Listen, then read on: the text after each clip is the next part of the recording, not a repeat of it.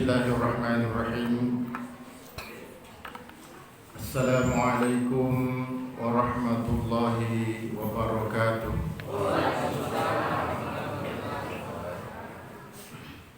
Alhamdulillahi rabbil alamin. Wassalatu wassalamu ala asyrafil anbiya'i wal mursalin, sayyidina wa habibina wa maulana Muhammad wa ala alihi wa ashabihi ajma'in, amma ba'd. Kaum muslimin dan muslimat sidang jemaah subuh yang sama-sama dirahmati Allah, kita bersyukur kehadirat Allah karena kita masih dipertemukan dengan bulan suci Ramadan di tahun 1442 Hijriah yang bertepatan dengan tahun 2021 Miladiyah. Kenapa kita bersyukur? Karena kita masih diberikan kesempatan oleh Allah Subhanahu wa taala untuk melaksanakan berbagai macam amaliyah, berbagai macam ibadah di dalam bulan suci Ramadan, utamanya ibadah puasa. Ibadah puasa ini, kaum muslimin dan muslimat jamaah subuh yang dirahmati Allah, adalah sebuah ibadah yang kalau kita laksanakan dengan sebaik-baiknya, kalau kita laksanakan dengan dasar iman dan mengharap ridho Allah Subhanahu wa taala, maka akan ada banyak kebaikan yang bisa kita rasakan dalam kehidupan kita, bukan nanti di akhirat, tapi dalam kehidupan dunia ini akan ada bonus-bonus yang Allah Subhanahu wa taala berikan kepada kita. Kalau ada orang yang berpuasa karena iman dan mengharap ridho Allah, apa keuntungannya? Keuntungan yang bisa kita dapatkan adalah dosa-dosa kita diampuni oleh Allah Subhanahu wa taala. Hal ini dijelaskan oleh Rasulullah Muhammad sallallahu alaihi wasallam dalam sebuah keterangan hadis. Man shoma ramadhana imanan wa ihtisaban, ghufira lahu ma taqaddama min zambi. Siapa yang berpuasa karena iman dan mengharap ridha Allah, maka Allah akan menghapuskan, Allah akan mengampuni dosa-dosanya yang lalu. Kalau Allah sudah mengampuni dosa kita, apa yang terjadi? Pertama, kalau Allah telah mengampuni dosa-dosa kita, maka perasaan kita akan tenang, perasaan kita akan tentram, dan dengan tenang dan tentramnya perasaan kita, maka itu adalah merupakan awal dari kebahagiaan. Kalau ada orang merasa hidupnya bergelimang dengan dosa, selalu melakukan kemaksiatan, pasti tersiksa perasaannya. Yakinkan itu, pasti tersiksa perasaannya. Kapan perasaan itu berhenti tersiksa? Ketika kita sudah bertobat kepada Allah dan merasa bahwa Allah telah mengampuni dosa-dosa kita, barulah kita tenang. Dan kalau kita sudah tenang, insya Allah pekerjaan dunia kita akan enak kita kerjakan. Mencari nafkah akan terasa lebih ringan, mencari nafkah akan terasa lebih mudah, dan jalan-jalan rezeki kita akan dibukakan oleh Allah Subhanahu wa taala. Jadi salah satu yang menghambat datangnya rezeki itu dosa. Jadi kalau kita sudah berpuasa dengan baik, Allah hapuskan dosa-dosa kita. Keuntungan duniawi yang bisa kita dapatkan adalah jalan-jalan rezeki kita akan dibukakan kembali oleh Allah Subhanahu wa taala. Kemudian Kalau dosa-dosa kita telah diampuni oleh Allah Subhanahu wa taala, tidak diminta-minta, ajal tiba, maka orang yang sudah diampuni dosanya oleh Allah Subhanahu wa taala tidak ada tempatnya kecuali hanya surga.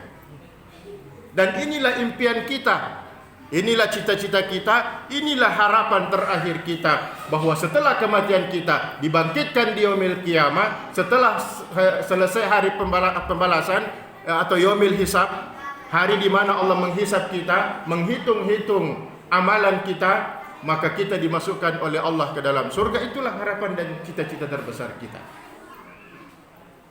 Kaum muslimin dan muslimat jemaah subuh yang sama-sama dirahmati oleh Allah. Karena itu, tunaikan puasa dengan sebaik-baiknya di dalam bulan suci Ramadan ini. Kemudian selanjutnya, rupanya dengan berpuasa, saya bukan orang kesehatan, tapi rupanya saya bisa merasakan bahwa dengan berpuasa ada beberapa penyakit yang bisa sembuh. Saya dulu Ramadan tahun yang lalu punya penyakit asam urat. Kemudian sama seperti sekarang ini masih terasa lagi. Ini kaki yang sebelah kiri ini kalau kita berjalan itu terasa perih, sakit. Tapi begitu memasuki bulan suci Ramadan, berpuasa, itu belum sampai 1 bulan sudah hilang itu dengan sendirinya tanpa minum obat. Berarti puasa bisa menyembuhkan penyakit-penyakit fisik. Yang kedua, orang yang punya penyakit ma, rupanya kalau dia teratur berpuasa, itu penyakit ma-nya bisa hilang. Kita kadang-kadang heran. Biasanya kan kalau orang sakit ma sedikit-sedikit mau makan. Karena kalau dia terasa lapar, perih dia punya ulu hati. Tapi rupanya dengan berpuasa tidak seperti itu.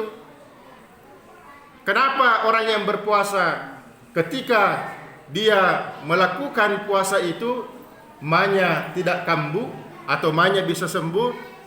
Rupanya itu disebabkan oleh niat kita. Makanya setiap ibadah yang kita melakukan, ibadah apapun dalam agama kita yang kita melakukan, rukun pertamanya adalah niat. Kapan tidak berniat, tidak sah kita punya ibadah. Kenapa niat mendahului segala rangkaian rukun dalam pelaksanaan ibadah? Rupanya niat itu memiliki fungsi yang luar biasa. Apa fungsinya itu niat? Ketika seseorang sudah berniat, maka dengan niat itu ada laporan sampai ke otak kita. Kemudian otak ini menyampaikan ke seluruh anggota tubuh kita, seluruh anggota badan kita untuk melakukan apa yang sudah kita niatkan. Misalnya puasa. Ketika kita sudah berniat berpuasa, maka sampai informasi ke otak, otak menyampaikan kepada seluruh organ-organ pencernaan untuk tidak bekerja. Dan kalaupun bekerja, sedikit saja bekerja. Kenapa? Karena niat itulah yang telah tersampaikan kepada otak, dan otak menyampaikan kepada seluruh organ pencernaan untuk tidak melakukan fungsinya sebagaimana biasanya, sehingga tidak ada masalah.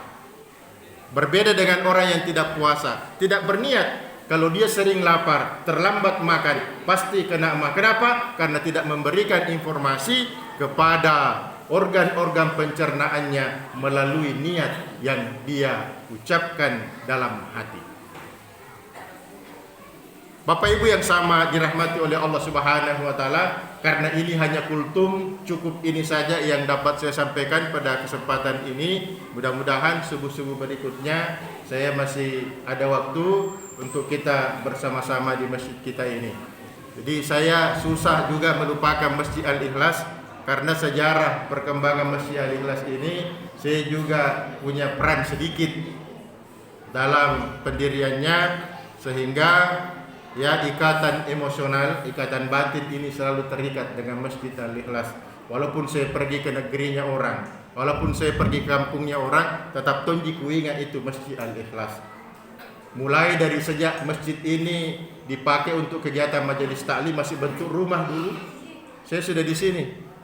Sampai terbangun menjadi masjid, kemudian direhab, direnovasi sampai sekarang.